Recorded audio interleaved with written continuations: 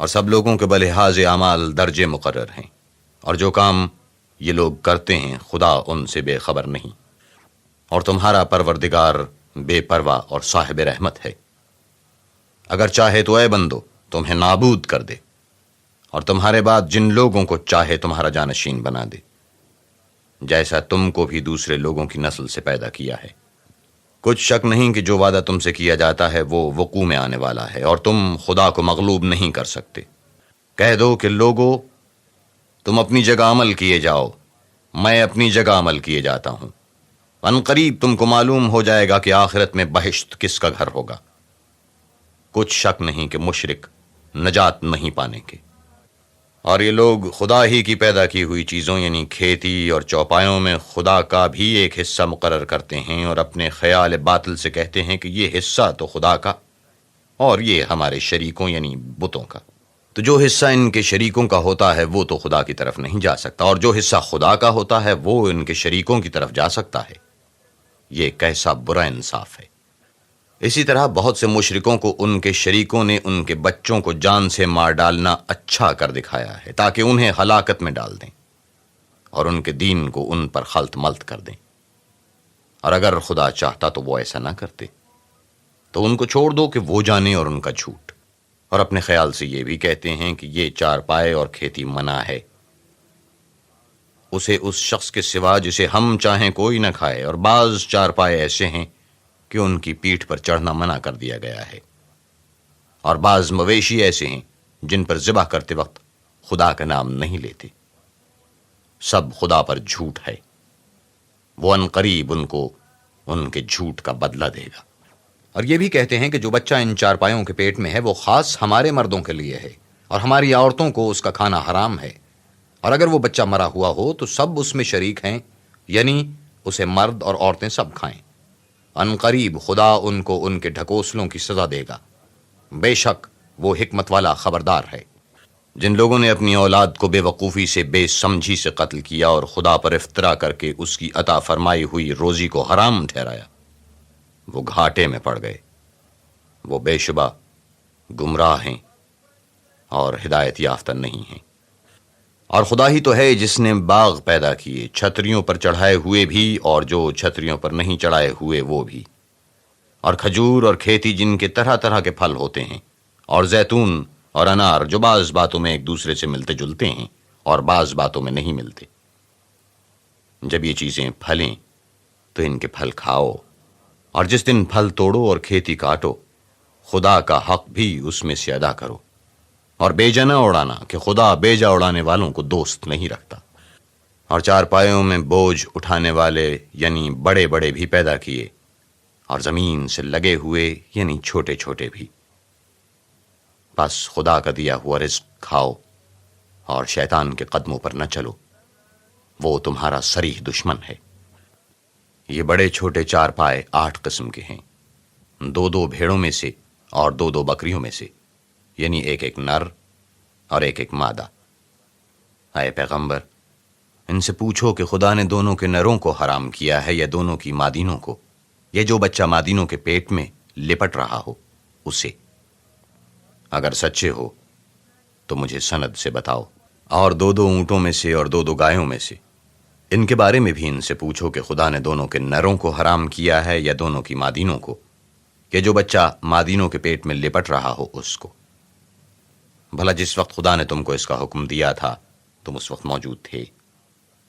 تو اس شخص سے زیادہ کون ظالم ہے جو خدا پر جھوٹ افطرا کرے تاکہ از راہ بے دانشی لوگوں کو گمراہ کرے؟ کچھ شک نہیں کہ خدا ظالم لوگوں کو ہدایت نہیں دیتا۔ کہو کہ جو احکام مجھ پر نازل ہوئے ہیں میں ان میں کوئی چیز جسے کھانے والا کھائے حرام نہیں پاتا، بجز اس کے کہ وہ مرا ہوا جانور ہو یا بہتا لہو یا سور کا گوشت، کہ یہ سب ناپاک ہیں، یا کوئی گناہ کی چیز ہو کہ اس پر خدا کے سوا کسی اور کا نام لیا گیا ہو۔ اور اگر کوئی مجبور ہو جائے لیکن نہ تو نافرمانی کرے اور نہ حد سے باہر نکل جائے، تو تمہارا پروردگار بخشنے والا مہربان ہے۔ اور یہودیوں پر ہم نے سب ناخن والے جانور حرام کر دیے تھے، اور گایوں اور بکریوں سے ان کی چربی حرام کر دی تھی، سوائے اس کے جو ان کی پیٹھ پر لگی ہو یا اوجھڑی میں ہو یا ہڈی میں ملی ہو۔ یہ سزا ہم نے ان کو ان کی شرارت کے سبب دی تھی، اور ہم تو سچ کہنے والے ہیں۔ اور اگر یہ لوگ تمہاری تکذیب کریں تو کہہ دو تمہارا پروردگار صاحب رحمت وسیع ہے، مگر اس کا عذاب گناہگار لوگوں سے نہیں ٹلے گا۔ جو لوگ شرک کرتے ہیں وہ کہیں گے کہ اگر خدا چاہتا تو ہم شرک نہ کرتے، اور نہ ہمارے باپ دادا شرک کرتے، اور نہ ہم کسی چیز کو حرام ٹھہراتے۔ اسی طرح ان لوگوں نے تکذیب کی تھی جو ان سے پہلے تھے، یہاں تک کہ ہمارے عذاب کا مزہ چکھ کر رہے۔ کہہ دو کہ کیا تمہارے پاس کوئی سند ہے؟ اگر ہے تو اسے ہمارے سامنے نکالو۔ تم محض خیال کے پیچھے چلتے اور اٹکل کے تیر چلاتے ہو۔ کہہ دو کہ خدا ہی کی حجت غالب ہے، اگر وہ چاہتا تو تم سب کو ہدایت دے دیتا۔ کہو کہ اپنے گواہوں کو لاؤ جو بتائیں کہ خدا نے یہ چیزیں حرام کی ہیں، پھر اگر وہ آ کر گواہی دیں تو تم ان کے ساتھ گواہی نہ دینا، اور نہ ان کی خواہشوں کی پیروی کرنا جو ہماری آیتوں کو جھٹلاتے ہیں اور جو آخرت پر ایمان نہیں لاتے اور بتوں کو اپنے پروردگار کے برابر ٹھہراتے ہیں۔ کہو کہ لوگو آؤ میں تمہیں وہ چیزیں پڑھ کر سناؤں جو تمہارے پروردگار نے تم پر حرام کر دی ہیں، اور ان کی نسبت اس نے ارشاد فرمایا ہے کہ کسی چیز کو خدا کا شریک نہ بنانا، اور ماں باپ سے بدسلوکی نہ کرنا بلکہ سلوک کرتے رہنا، اور ناداری کے اندیشے سے اپنی اولاد کو قتل نہ کرنا، کیونکہ تم کو اور ان کو ہم ہی رزق دیتے ہیں، اور بے حیائی کے کام ظاہر ہوں یا پوشیدہ ان کے پاس نہ پھٹکنا، اور کسی جان والے کو جس کے قتل کو خدا نے حرام کر دیا ہے قتل نہ کرنا، مگر جائز طور پر، یعنی جس کا شریعت حکم دے۔ ان باتوں کی وہ تمہیں تاکید کرتا ہے تاکہ تم سمجھو۔ اور یتیم کے مال کے پاس بھی نہ جانا مگر ایسے طریق سے کہ بہت ہی پسندیدہ ہو، یہاں تک کہ وہ جوانی کو پہنچ جائے، اور ماپ اور تول انصاف کے ساتھ پوری پوری کیا کرو۔ ہم کسی کو تکلیف نہیں دیتے مگر اس کی طاقت کے مطابق، اور جب کسی کی نسبت کوئی بات کہو تو انصاف سے کہو، گو وہ تمہارا رشتہ دار ہی ہو، اور خدا کے عہد کو پورا کرو۔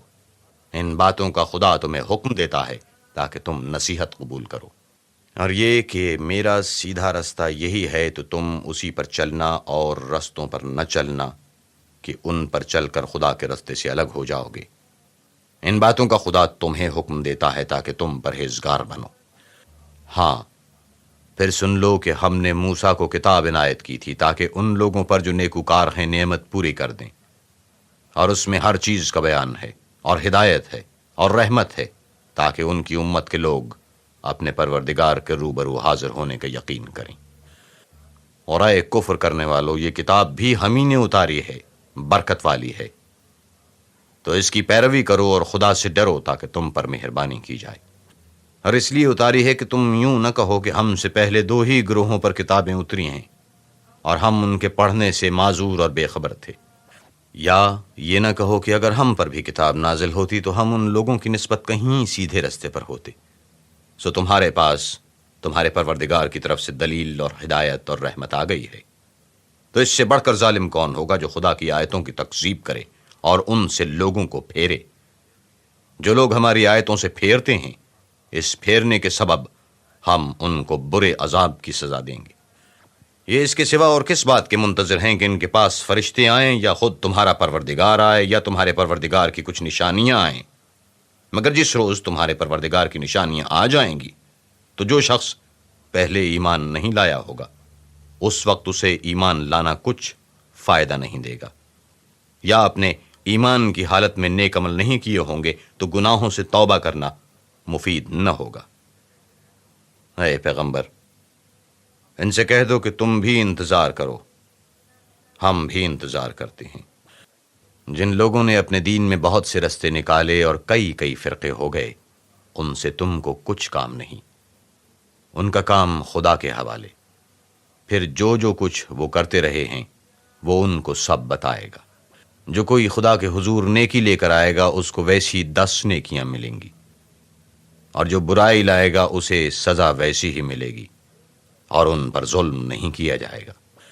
کہہ دو کہ مجھے میرے پروردگار نے سیدھا راستہ دکھا دیا ہے، یعنی دین صحیح، مذہب ابراہیم کا جو ایک خدا ہی کی طرف کے تھے اور مشرکوں میں سے نہ تھے۔ یہ بھی کہہ دو کہ میری نماز اور میری عبادت اور میرا جینا اور میرا مرنا سب خدائے رب العالمین ہی کے لیے ہے، جس کا کوئی شریک نہیں، اور مجھ کو اسی بات کا حکم ملا ہے، اور میں سب سے اول فرما بردار ہوں۔ کہو کیا میں خدا کے سوا اور پروردگار تلاش کروں؟ اور وہی تو ہر چیز کا مالک ہے، اور جو کوئی برا کام کرتا ہے تو اس کا ضرر اسی کو ہوتا ہے، اور کوئی شخص کسی کے گناہ کا بوجھ نہیں اٹھائے گا۔ پھر تم سب کو اپنے پروردگار کی طرف لوٹ کر جانا ہے، تو جن جن باتوں میں تم اختلاف کیا کرتے تھے وہ تم کو بتائے گا۔ اور وہی تو ہے جس نے زمین میں تم کو اپنا نائب بنایا اور ایک کے دوسرے پر درجے بلند کیے، تاکہ جو کچھ اس نے تمہیں بخشا ہے اس میں تمہاری آزمائش کرے۔ بے شک تمہارا پروردگار جلد عذاب دینے والا ہے، اور بے شک وہ بخشنے والا مہربان بھی ہے۔